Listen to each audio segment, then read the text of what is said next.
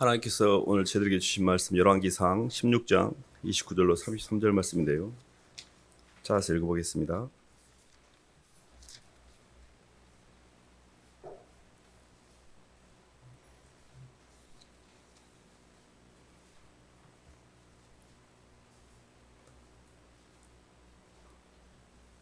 구약 545쪽입니다.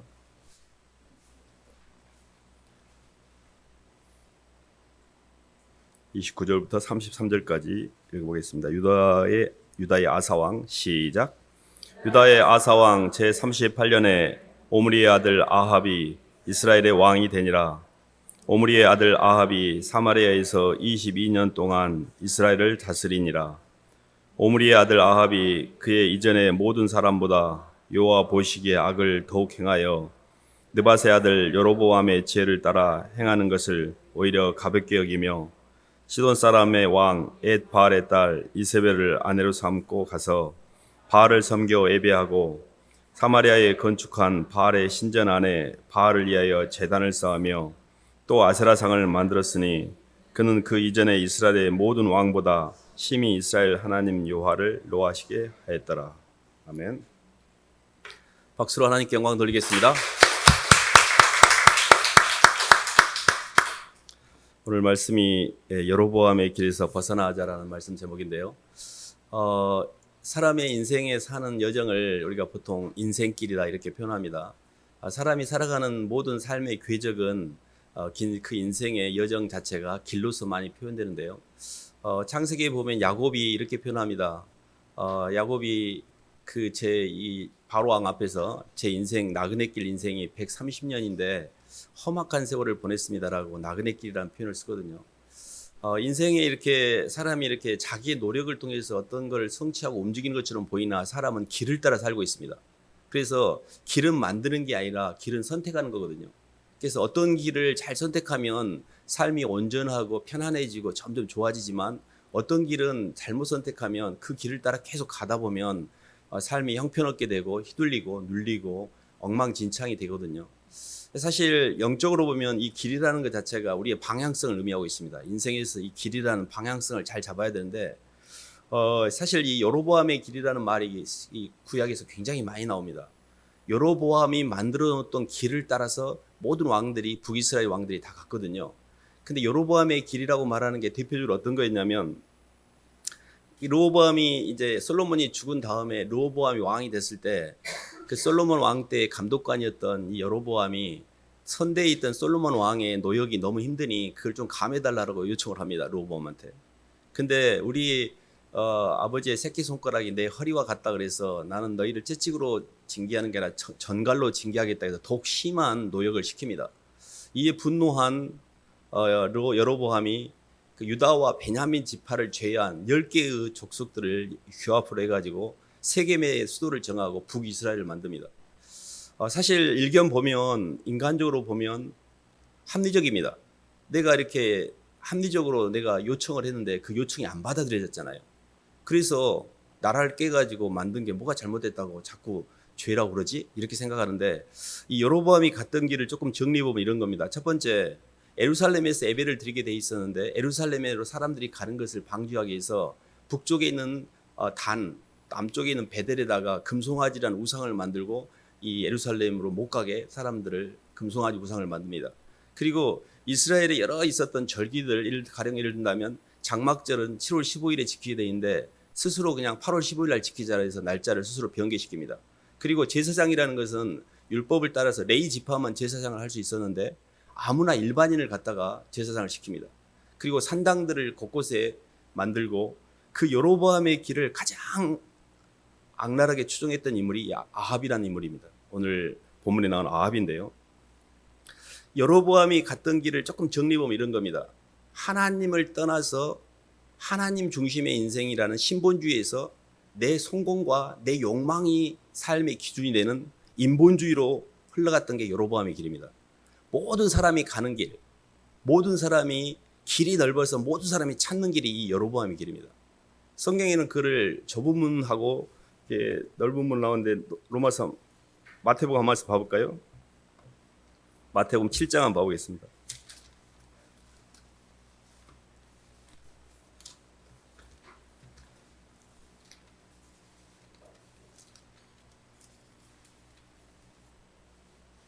7장 13, 14절 한번 읽어보겠습니다.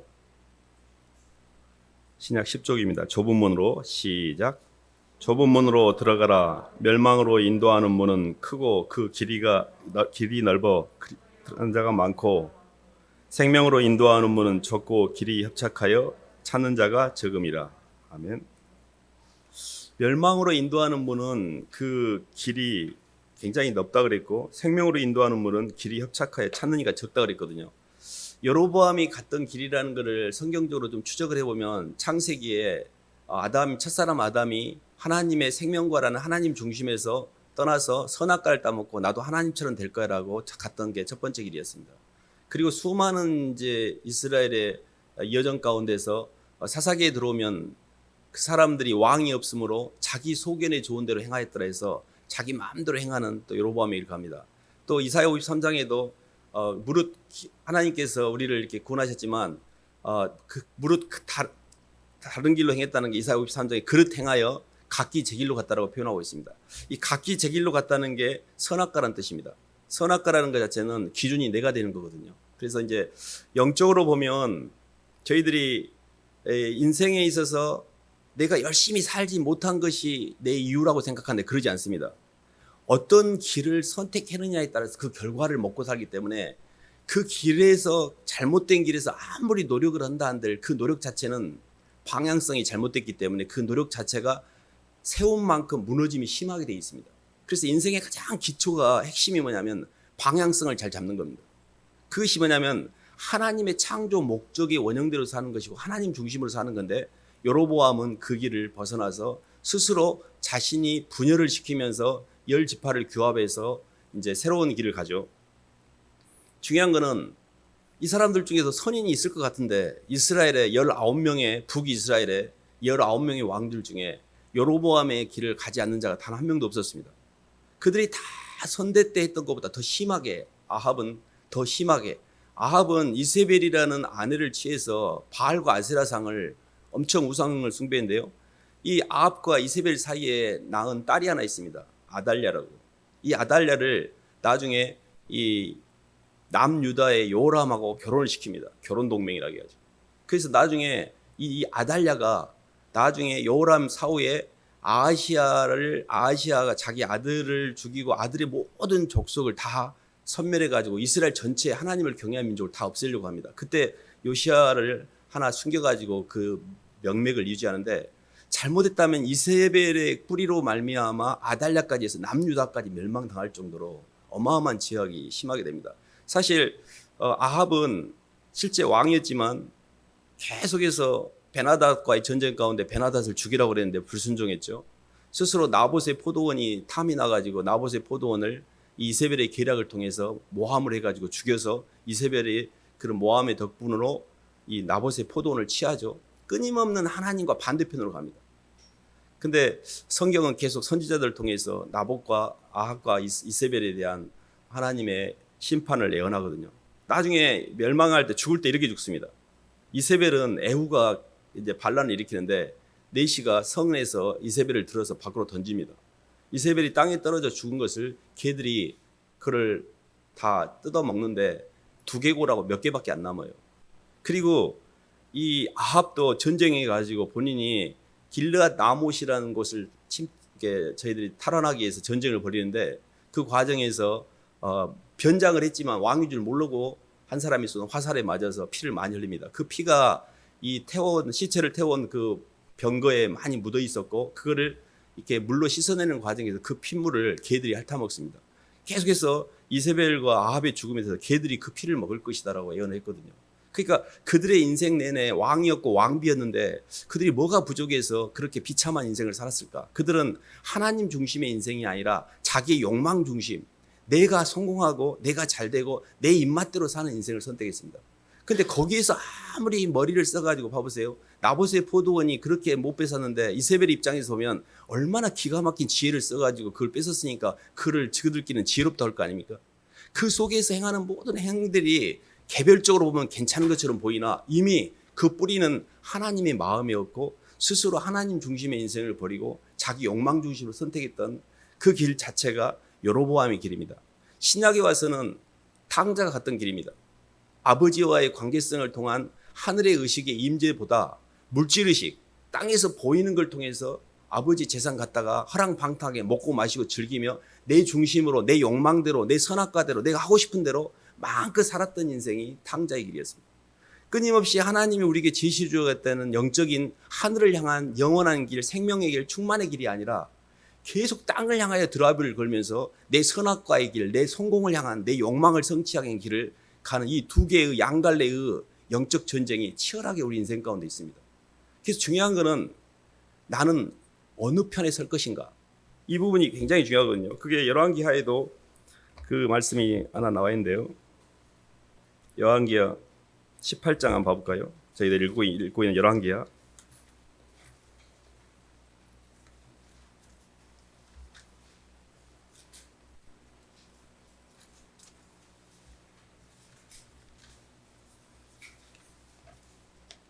18장 21절 한번 보겠습니다.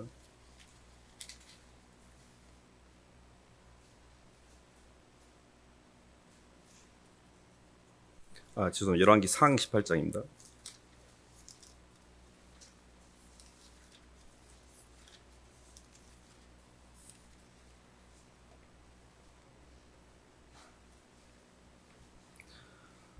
(20절) (21절) 아합이 이에 이스라엘의 모든 자손에게로 21절 보겠습니다. 시작. 아합이 이에 이스라엘의 모든 자손에게로 사람을 보내 선지자들을 갈멜산으로 모으니라. 엘리야가 모든 백성에게 가까이 나아가 이르되 너희가 어느 때까지 둘 사이에서 머뭇머뭇하려느냐. 여호와가 만일 하나님이면 그를 따르고 바알이 만일 하나님이면 그를 따를지라 하니 백성이 말 한마디도 대답하지 아니하는지라. 아멘. 이제 바알을 따르는 그 선지자 450명과 이사야 혼자의 단독으로 갈멜산에서 영적인 대결을 합니다. 그래서 비가 오게 하고 하나님이 이렇게 살아계신 하나님의 역사와 이 바알이 신이라면 그런 역사의 대결 가운데 나온 내용 가운데 엘리야가 모든 백성에게 나아가서 너희가 어느 때까지 둘 사이에서 머뭇하려느냐 이 표현을 하고 있습니다. 굉장히 성경에서는 우리의 길에 대한 위치에 대해서 우리의 선택을 명확히 하길 바랍니다. 교회를 다니는데 적당히 양쪽을 걸치고 세상과 하나님 사이를 적당선을 따라가는 경우가 많습니다. 하나님 쪽으로 붙지 않고 세상 쪽으로도 가면 안 될 것 같고 세상도 아니고 하나님도 아닌 애매한 그런 선을 따라가는 경우가 있거든요. 근데 신앙의 여정 가운데 제일 중요한 게 뭐냐, 확정된 마음입니다. 나와 내 집은 여호와만을 섬기겠노라라고 확실하게 정해야 됩니다. 길을 확실히 정하면 그 길을 정한 이후의 여정은 하나님께서 책임을 져주십니다. 저도 한동안 머뭇거렸던 것 같아요. 한동안 거기서 사이에서 간을 보면서 적당히 힘들 때 하나님을 찾기도 했고 적당할 때 주님을 떠나지는 않고는 있었지만 전마음으로 전심으로 주님을 만나지는 않았던 것 같아요. 그러니까 영이 안 바뀌어요. 계속 세상 속에서 힘들고 힘들 때 잠깐 와서 기도하고 위로받는 정도의 그런 정도의 신앙밖에 안 되더라고요. 그래서 저희 속에 하나님께서 이 여로보암의 길을 벗어난다는 이 과정 속에서 주시는 메시지는 뭐냐면 우리의 섬길 자를 정확하게 정하셔야 됩니다. 그래서 저희가 가고 있는 길은 뭐냐면 좀 정리를 해보면 여로보암의 길과 반대의 길이 다윗이 간 길이고 인본주의 반대가 신본주의고 실질적으로 주님이 가신 길입니다. 주님이 가신 길에 대해서 저희들이 좀 생각을 해볼 필요가 있습니다. 주님께서도 요한복음 14장 6절에 내가 곧 길이요 진리요 생명이니 나로 말미암지 않고 아버지께로 올 자가 없느니라 이렇게 얘기하고 있잖아요. 주님께 가는 길은 뭐냐면 아버지께로 가는 길입니다. 근데 저는 아버지께로 가는 길에다가 한 수를 뒀습니다. 왜 그러냐면 땅에서 아무리 바벨탑을 쌓는다 한들 시공의 제약 가운데 결국은 언젠가는 죽는 거잖아요. 처리하지 못하잖아요. 근데 아버지께로 가는 길만 영원한 길이라는 것, 시공을 초월하여 영원한 길이라는 것을 알게 됐습니다. 정리하면 이런 겁니다. 하나님께서 요한복음 1장 1절은 태초에 창세기 1장 1절 태초는 시간의 시작이지만 요한복음 1장의 태초는 사실은 연계의 시작입니다. 근데 저는 어떤 말씀에서 이렇게 영원한 길에 대한 희망을 가졌는 거 아니에요? 하나님께서 창세기에 보면 태초에 이렇게 빛이 있으라 하심에 빛이 있었고 이는 하나님의 보기에 좋으셨더라 해서 밤이 되고 낮이 있는 첫째 날에서 시간을 만드십니다. 하나님이 시간도 만들었구나. 나는 시간 안에 갇혀서 나는 내 죽음의 문제를 해결하지 못하고 죽는 줄 알았는데, 시간을 창조하신 하나님과 공간을 창조하신 하나님께서 나를 당신의 형상으로 만드셨구나. 그래서 나는 결국 시간과 공간을 초월할 수밖에 없겠구나라는 걸 알게 됐습니다. 그러니까 시간 안에 있는 신이라면 나도 시간 속에 죽겠죠. 그러나 하나님께서는 시간과 공간 자체를 만드셨기 때문에 시간과 공간 안에 있는 나를 시간과 공간 밖으로 형체화시키는 것이 하나님의 섭리이고 계획이셨습니다. 그래서 시간 밖에서 찾아온 사랑, 시간 밖에서 찾아오신 예수님과의 연합을 통해서 유일하게 신성의 모든 충만인 시공을 초월한 초월의식이 내 안에 임재를 들어옴을 통해서 저희가 시간과 공간에 매이지 않는다는 걸 알게 됐어요. 지식적으로는 접근을 했습니다. 이게 뭔 말인지 알겠어. 근데 실제적으로 체험적으로 내 몸이 시간과 공간을 초월하고 있는가? 이렇게 보니까 잘 안 돼요. 여전히 염려하고 있고 여전히 과거에 묶여 있고 공간적으로도 여전히 내 것을 남에게 주는 게 부담스럽고 남에게 섬기라고 그러는데 하고는 있지만 억지로 하는 경우가 많았습니다. 근데 이 시간과 공간을 점점 잃어버리지 않고 그 길을 일단 들어왔잖아요. 주님 따라갈 거예요, 제가. 다른 건 모르지만 제가 예수님 따라갑니다. 제가 안 되더라도 끝까지 저는 예수님 따라갑니다. 이렇게 길을 일단 들어섰잖아요. 조금씩 변화가 오기 시작합니다. 중요한 거는 안 되더라도 주님 쪽으로 붙었다는 겁니다. 이게 굉장히 중요합니다. 절대 교회를 떠나서는 안 돼요. 교회를 떠나서 저도 한때 떠나본 적이 있었습니다. 에이씨, 나 내 마음대로 살 거야. 하지 말란 것도 너무나 많고, 나 하고 싶은데 살 거야 하고 한번 군대 가기 전에 떠난 적이 있었어요. 그게 굉장히 힘들었습니다. 그 뒤로는 제가 절대 내가 안 간다고 이제 그때부터는 제가 교회를 붙었는데, 영적으로 보면 이 길을 가는 과정에서 잘 이렇게 묵상하시면요, 이러는 게 열립니다. 어떤 거냐면 하나님의 사랑이 성령으로 주님이 내 안에 들어오면 하늘로 향하는 영원한 길에는 첫 번째 만남이 있습니다. 여로보암의 길은 만남이 없어요. 아무도 구조가 없이 독고다이가 가는 길이에요. 근데 하나님께로 향하는 길은 하나님 아버지에 대한 그리움과 나를 사랑하신 예수님을 찾아가는 길이기 때문에 만남이 있습니다. 그래서 저희의 이정표는 아주 선명해요. 예수님을 따라가면 됩니다. 예수님이 저희 인생의 나침판이고 저희 인생의 이정표예요. 예수님이 가신 길, 주님 가신 길, 십자가의 길, 주님이 가신 길만 잘 따라가면 됩니다. 근데 십자가마저도 저희가 지는 게 아니에요. 성령의 인도를 따라서 능히 질 수 있는 그런 마음을 주시는 거거든요. 주님이 가신 길을 저희들이 조금만 이렇게 살펴보면요, 요한복음 6장 한번 봐볼까요?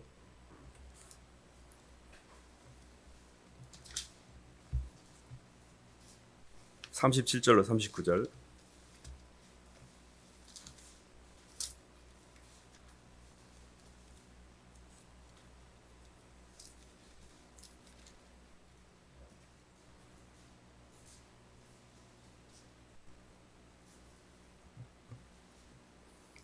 신약 153쪽입니다. 요한복음 6장 37절부터 39절까지 읽어보겠습니다. 아버지께서 내게 주시는 자는, 시작. 아버지께서 내게 주시는 자는 다 내게로 올 것이요 내게 오는 자는 내가 결코 내쫓지 아니하리라. 내가 하늘에서 내려온 것은 내 뜻을 행하려 함이 아니요 나를 보내신 이의 뜻을 행하려 함이니라. 나를 보내신 이의 뜻은 내게 주신 자 중에 내가 하나도 잃어버리지 아니하고 마지막 날에 다시 살리는 이것이니라. 아멘. 주님이 가신 길은 아버지의 뜻을 따라 사는 길이었습니다. 나는 내 뜻을 행하러 온 것이 아니라 아버지의 뜻을 행하러 왔다 그랬고, 또 주님이 그 아버지의 뜻을 행하는 과정에서 아버지가 내게 붙여주신 사람들 하나로 잃어버리지 않고 다 주님께, 아버지께로 돌렸나이다. 하늘 아버지를 통한 상부 구조와 주님께 붙이신 영혼들을 데리고 가고자 하는 하부 구조와의 관계성을 통해서 가신 길이었어요. 그러니까 이게 만남의 길입니다. 위로는 하늘 아버지의 뜻을 행하기 위해서 철저히 하늘 아버지의 구조 안에 있었어요. 그래서 주님은 십자가상에서도 아버지 제 원대로 마시고 아버지 원대로 하옵소서라고 나를 부인할 수 있는 더 높은 차원의 가치의식을 갖고 있었어요. 우리가 우리 자신을 부인할 수 없습니다. 저도 아무리 막 부인하려고 하는데 안 되는 거예요, 이게. 근데 어느 날 이게 될 때가 있었는데, 그게 어떤 거냐면 예수님의 마음, 예수님이 나를 위해서 십자가에서 죽으신 그 주님의 은혜에 대한 빚진 마음이 이렇게 생기더라고요, 갑자기. 너무 죄송하고, 제가 어떤 고난을 당해도 주님이 고난 당한 것에 비하면 아무것도 아닌 생각. 그게 너무 제 인생은 가벼운 거예요. 그래서 이 지점에 대해서 영적으로 가는 길 가운데서요. 시간적으로는요. 하나님의 영원성 속에서 현재를 볼 수 있는. 그러니까 이게 이 문제라는 것, 인생의 문제라는 것은요. 가까이서 보면 굉장히 커 보입니다. 근데요. 멀리서 보면 굉장히 작아져요. 그래서 영원의 관점에서 현재를 보는 게 굉장히 중요한데 예수님을 믿기 전에 그게 안 됐어요. 근데 예수님을 믿고 난 다음에 부활의 소망을 갖게 됐고 하늘나라라는 것이 마음속에 들어왔습니다. 하늘에서 땅을 보는 것, 하늘나라에 제가 죽어가서 이 땅에서의 삶에 대해서 다시 조명하는 것. 이렇게 의식의 관점과 공간적 관점이 확장이 됐어요. 그래서 제 자신이 살아가는 내 인생을 하늘의 관점에서 보니까 아무것도 아닌 거예요. 아니 그게 뭘 심각했다고 그렇게 나는 힘들었지? 그러니까 그거를 현재의 과거화라고 합니다. 내가 하늘나라에 가가지고 현재를 보면 이미 하늘나라에서 볼 때는 현재가 과거가 돼 있잖아요. 그래서 그때 왜 내가 그렇게 막 힘들어하고 막 어째 내가 그렇게 막 힘들어했을까 이러면서 막 내가 하나님의 영의 관점에서 현재를 보는 이게 좀 추상적인 말인데 왜 이게 가능하냐면요. 예수님의 영은 시공을 초월한 영이고 예수님의 영이 우리에게 들어오면 우리가 몸은 땅에서 시간과 공간에 묶여 있지만 의식은 초월합니다. 의식은 봐보세요.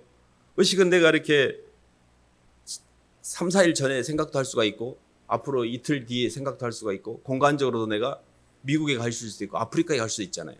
그래서 의식은 우리가 제한을 받지 않습니다. 그래서 하나님의 영이 내게 들어오면 사람이 몸은 땅에 두 발을 딛고 서 있으나 내 의식은 하나님 백성의 소속감을 갖기 때문에 땅에 안 묶여요. 이것 자체가 상부 구조의 하나님 백성의 소속감을 통해 땅에서 세상 백성의 몸의 묶임을 내가 볼 수 있게 돼요.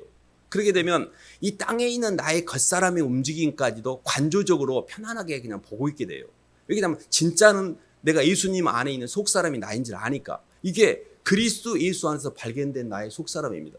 근데 이게 느껴지는 거예요. 그리고 이게 되는 거예요.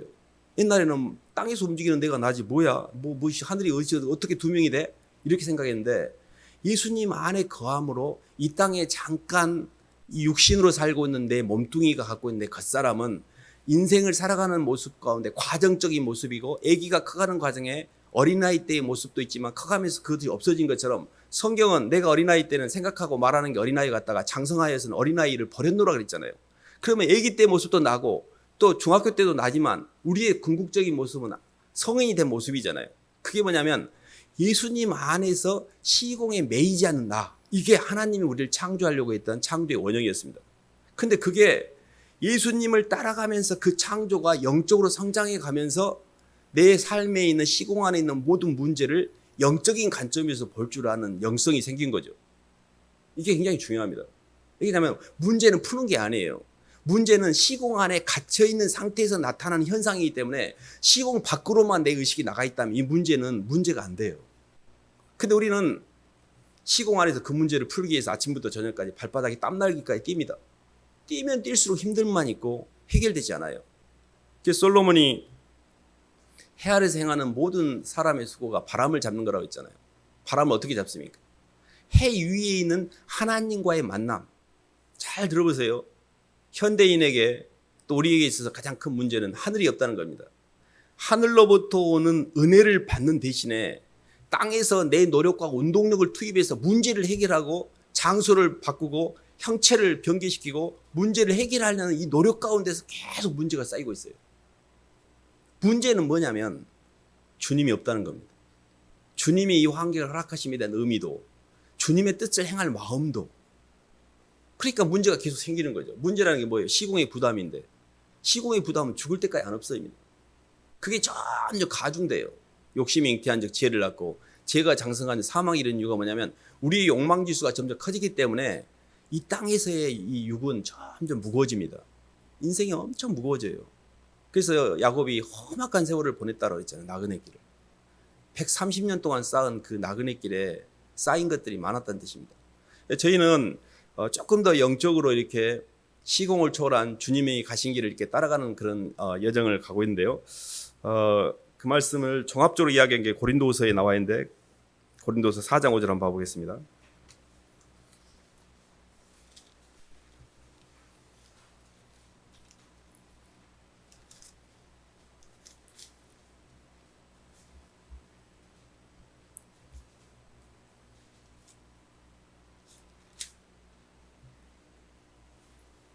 신약 289쪽입니다. 우리는 우리를 시작. 우리는 우리를 전파하는 것이 아니라 오직 그리스도 예수의 주 되신 것과 또 예수를 위하여 우리가 너희의 종된 것을 전파함이라. 아멘. 주님 가신 길을 따라가는데 첫 번째는 주님과 하나가 됨으로 주의 주되심, 내가 나를 전파하는 것이 아니라 그리스도 예수의 주되심을 전파한다 했잖아요. 그러면 서번트십이 아니라 로드십입니다. 주님과 나와의 관계 가운데 주님이 온전히 내 주님이 되는 거, 이게 주님과 나의 위치를 맞추는 거예요. 이게 교회입니다. 대부분 왜 이렇게 인생이 힘드냐면 위치가 안 맞아 있어요. 내가 하나님 자리에 있기 때문에 그래요. 주는 그리스도시요 살아계신 하나님이며 저는 피조물입니다라고 피조물의 위치 가운데 온전히 있을 때 그때 딱 짝이 맞아요. 흙덩어리 안에는 하나님의 임재가 들어오기에 최적의 상태입니다. 왜 이렇게 주님이 안 느껴지냐면 내가 왕돼서 살기 때문에 그래요. 왜 이렇게 주님을 아무리 이야기해도 주님이 인지가 안 되냐면 임재가 안 되는 거 아니에요. 우리 속에 너무나 많은 내 욕망 때문에 주님이 안 느껴지는 겁니다. 그렇기 때문에 성경에도 너희들이 회개치 아니하는가 네가 스스로 피운 고집 때문에 하나님의 진노를 쌓고 있다 그랬거든요. 고집이 뭐냐면 내 의를 통해서 내 힘으로 내가 끝까지 할 거야. 이게 고집이에요. 하나님 저는 죄인이고 저는 못해요. 주님 도와주세요. 회개를 해야 되는데 하나님 필요 없어. 내가 말할 때만 와. 내가 다 할 거야. 뭐 내가 언제 기도했가니? 끝까지 자기 의를 드러내면서 고집을 피우는 거예요. 회개하지 않고. 이게 하나님의 진노를 쌓는 겁니다. 근데 제가 언제 그랬다고요? 주님을 찾지 않고 하는 모든 행위가 내 고집대로 사는 겁니다. 주님 안 돼요. 저 좀 도와주세요. 마음이 부드러워져야 돼요. 마음속에 이 굉장히 강팍한 마음이 예수님의 사랑으로 인해 부들부들해지고 막 분노하고 미워하고 화나고 억울하고 막 정말 서운하고 이런 모든 게 다 마귀의 역사입니다. 그런 것들이 내 감정에 들어와서 나를 지배하지 않도록. 그래서 저희가 주님과로 가는 과제는 영원한 길이고 공간적으로는 내가 그리스도에서 주되심과 또 내가 너희를 위해 종됨이라고 있잖아요. 그 종됨이라는 게 뭐냐면 철저하게 사람들을 채우고 사람들에게 주고 사람들 때문에 낮아지는 삶. 그러니까 주님과 영혼들 이 양쪽이 우리가 예수님이 가신 길이에요. 예수님은 하늘 아버지께 철저히 순종했고 사람들을 향해 자기 목숨을 다 내어주셨어요. 사랑이라는 건 뭐냐면 사랑하는 상대를 향해서 자기가 죽는 거예요. 그러니까 주님이 가신 길은 생명의 길이고 사랑의 길이고 사랑하는 상대를 향해서 자기를 내어준 십자가의 길이었습니다. 근데 우리는 위로 하나님께 볼멘소리 해갖고 뜯어먹고 땅으로 사람들 젖어갖고 내가 이익 보고 나를 높이는 길을 가고 있잖아요. 이게 여로보암의 길이에요. 여로보암의 길은 하나님 앞에 절대 순종하지 않아요. 하나님한테 막 따따붙담합니다. 하나님 막 이게 굉장히 제가 신앙생활하면서 많이 느낀 건데요. 절대 순종을 안 해요. 말을 안 들어요. 정말 무서운 말입니다. 하나님 말씀을 정말 뼈아프게 드려야 되는데 진짜 지금이라도 그 말을 듣고 내가 하나님 말에 순종하여 돌아와야 되는데 여전히 강팍한 마음에 설교 들을 때만 잠깐 하다가 다시 뭐 어쨌다고 그러면서 힘줘버립니다. 다시 돌아가 버려요. 너무 무서운 말입니다. 그래서 이 마음에 하나님의 진노가 쌓이면 안 됩니다. 날이 갈수록 세월이 갈수록 회개하기가 더 어려워져요. 옛날에 왕들이 죽기 전에 회개하고 하늘나라 가고 해서 죽기 전까지 많이 즐겼거든요. 근데 그게 회개가 될 것 같습니까? 회개라는 것 자체는 점진적이기 때문에 어느 날 내가 회개해야지 하고 되는 게 아니에요. 회개는 하나님의 성령이 우리에게 전달될 때만 회개가 됩니다. 그래서 내가 의지를 자꾸 주님 쪽으로 실으셔야 됩니다. 주님, 제가 주님 중심으로 살아야 되는데 제가 자꾸 제 중심으로 살고 있는 것 회개합니다. 주님, 제가 영혼들 중심으로 살아야 되는데 아직도 제가 제 자식과 제 남편과 제 아내와 제 식구들만 챙기는 제 사람 중심으로 살고 있는 거 회개합니다. 이 두 가지가 우리를 땅에다 묶어두고 있어요.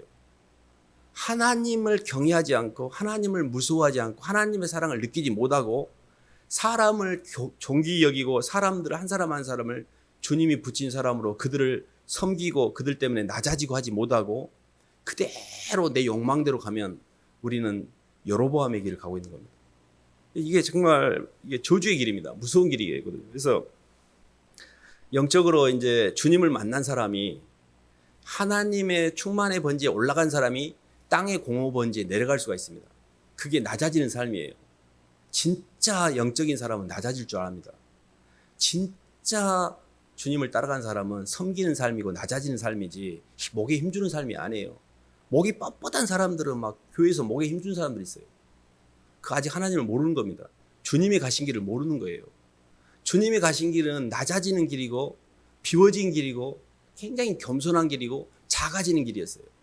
주님이 가신 길에 사람들이 그렇게 막 박수치거나 각광받지 않았습니다. 주님이 예루살렘에 입성할 때 군마를 타고 와서 12대는 영들을 뒤에다 싸고 와서 너희들 다 죽었어 이렇게 들어오지 않았어요. 겸손하게 나귀에다가 안장을 쳐서 겸손하게 놀랄까 봐 우리를 살리기 위해서 들어오신 그 왕이 너무 누추하게 들어오셨어요. 우리를 놀래키지 않으려고. 근데 그분을 너무 우리가 홀대를 해요. 너무너무 심하게.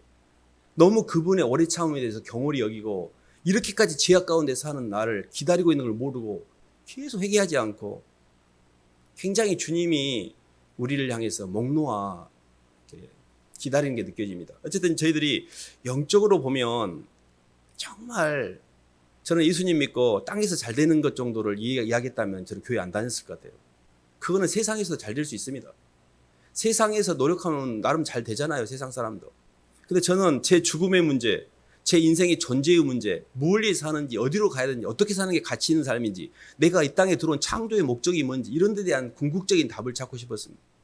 그래서 막 찾다가 보니까 예수님을 만나게 됐습니다. 예수님을 만나고 나서 다 그 길이 해결됐습니다. 그래서 예수님만이 생명의 길이고 예수님만이 진리의 길이고 예수님만이 영원으로 통하는 길이고 예수님만이 구원의 길입니다. 절대 다른 데 길이 없어요. 예수님을 잘 따라가셔야 됩니다. 그래서 먼저는 영혼들을 향해서 못 가더라도 주님은 붙들어야 될 거 아니에요. 그리스도 예수의 주 되신 것과 예수님 때문에 종된 것까지 가야 되지만 먼저 주님이 나의 주님이 되으셔야 되네요. 그래서 주님을 절대 놓치시면 안 됩니다. 그리고 내 속에 있는 힘듦이 있잖아요. 두담, 두려움이 있잖아요. 내가 진짜 주님을 믿으면 이게 없어져요. 제가 기도를 해보면 주님 이거 힘들어요. 맡겨요. 근데 여전히 부담스러워. 그 말은 내가 주님을 믿지 않고 주님보다도 내가 그 문제를 해결하려는 의지가 강한 거예요. 근데 진짜로 다급해져 가지고요.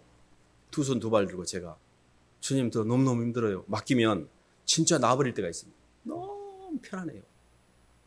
아무것도 걱정할 것이 없어요. 문제는 푸는 게 아니라 맡기는 겁니다. 하나님 아직도 안 맡겨져요. 저 이거 무거운 짐이 안 맡겨져요. 이거하고 싸우셔야 돼.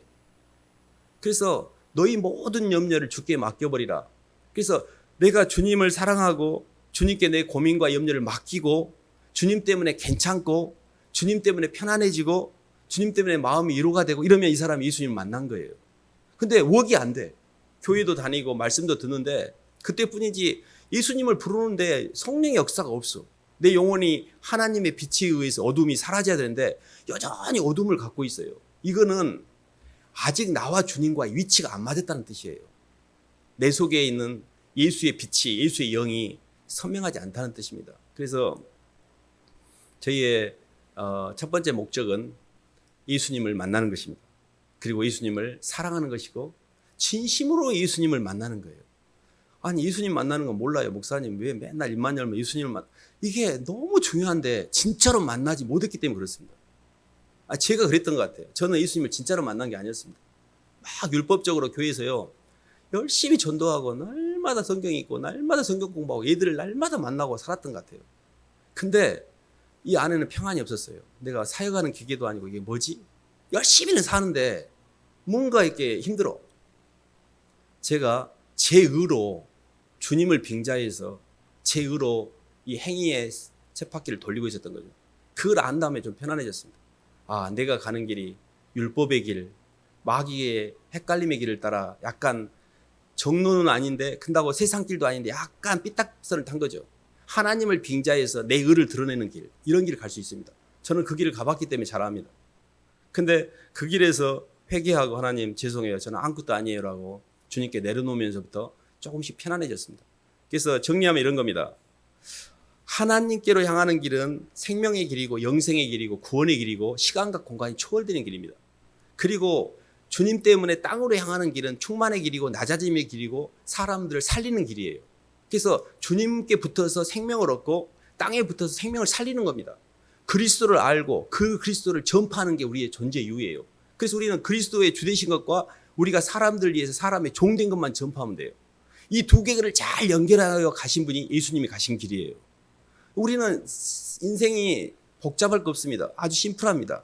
주님이 가신 길은 아버지의 뜻을 따라 순종을 따라 아버지의 생명의 길을 따라서 가셨고, 또 영혼들 향해서 내 삶을 주면서 베풀면서 점점 나는 낮아지고 내 자아는 적어지고 나는 점점 줄이고 낮아지고 비우는 삶을 사셨어요. 그래서 이 부분이 조금 가다 보면 굉장히 편안해집니다. 그리고 모든 게 합력하여 선을 이룹니다. 모든 열방들이 갔던 길이 있는데 그게 자기 영광을 구하는 길이었습니다. 근데 인류 역사 속에 많은 왕들이, 저희들이 이제 이게 지금 열왕기 상하를 읽고 있는데요. 여로보암, 나답, 바하사, 엘라, 시므리, 오므리, 아합이 7대입니다. 아하시아, 요람, 에후가 10대예요. 그 몇 대 되는 왕들 중에요, 단 5일 만에 왕을 갈아치운 때도 있습니다. 계속 반란과 19대 왕까지 가는데요, 수명이요 어마어마하게 짧습니다. 계속 왕조가 바뀌어요. 유일하게 유다족 속속만 유다 지파에 의해서 예수님이 나오시고 그것만 왕위를 이어가지 계속 반란의 연속입니다.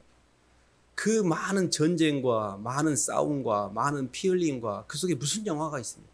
세상에 나가서 좀 더 내가 이겨보려고 도토리 키재기 하면서 막 아웅부다웅 싸운다고 무슨 유익이 있습니까?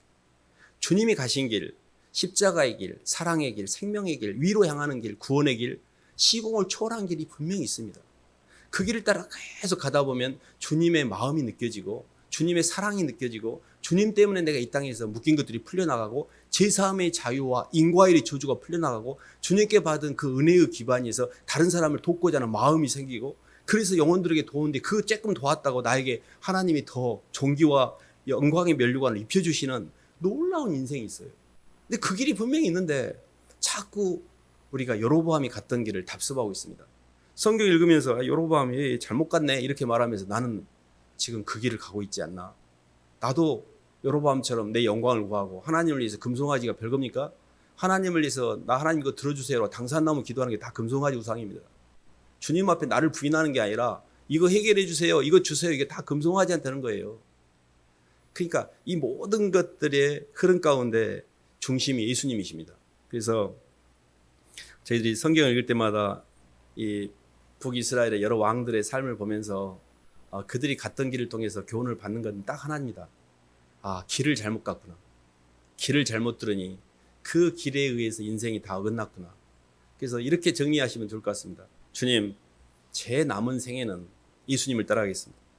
예수님이 가신 길, 제가 주님이 가신 길, 주님과 영혼들을 향해 헌신하는 삶.